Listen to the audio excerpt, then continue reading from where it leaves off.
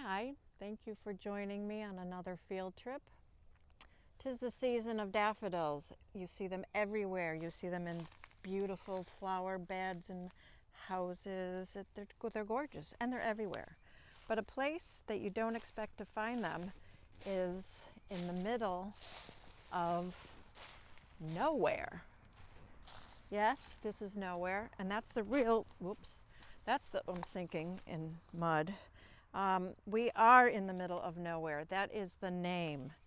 And I don't know of too many daffodils that have a great story attached to them, but these do. So let me get a little closer, because the closer I get to, oh shit. The closer I get, I should have changed my shoes.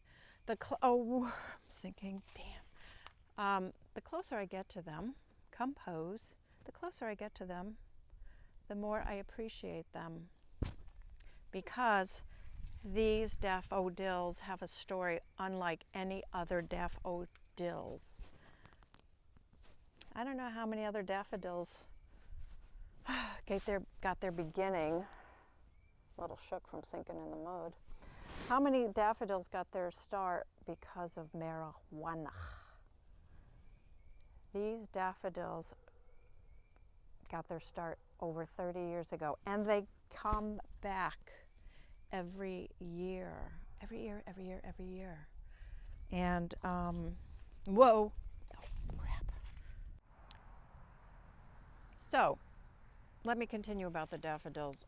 I had to take a little break because I got wedged in mud, and you don't need to see that. So back to the daffodils and the marijuana. Okay, so recap, 30 years ago, my mother was diagnosed with cancer and was receiving chemotherapy treatments, and nothing seemed to help her except marijuana. And at the time, it was illegal. But I knew some people who knew some people who knew some people that could do a little helping out there, and they would drop off a little something at the door. So, at the door, my mother would open it and she would say, "Oh, look, there's sticks." That's what she called joints, sticks. Okay, fine.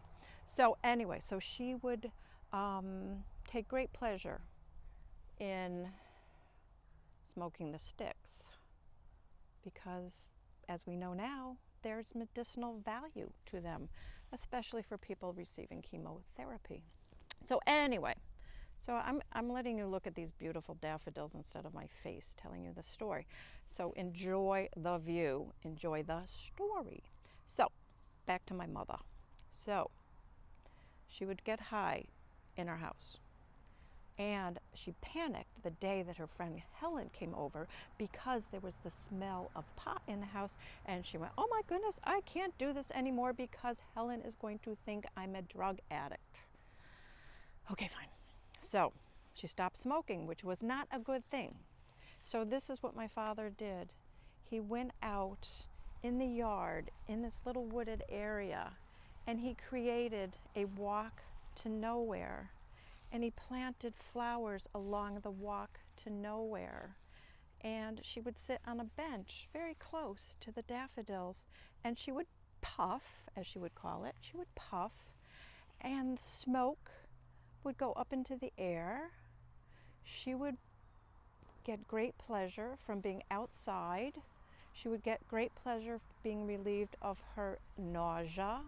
And life was good because the house did not have any extra odor, and we could have Helen come and go with no fear of my mother's wonderful little reputation in town being blemished. So this could be a story of loss, but actually it starts off as a story of love. It's a story of love, my father's love, of loss, and of legacy, because these come back every single year, and every single year there's that connection and joy the minute I see them popping out. So I hope you enjoyed my story, And I hope somewhere along the way you find a path to nowhere that gives you as much enjoyment as this path to nowhere did. See you soon on the next field trip. You never know where we're going to land. Bye-bye.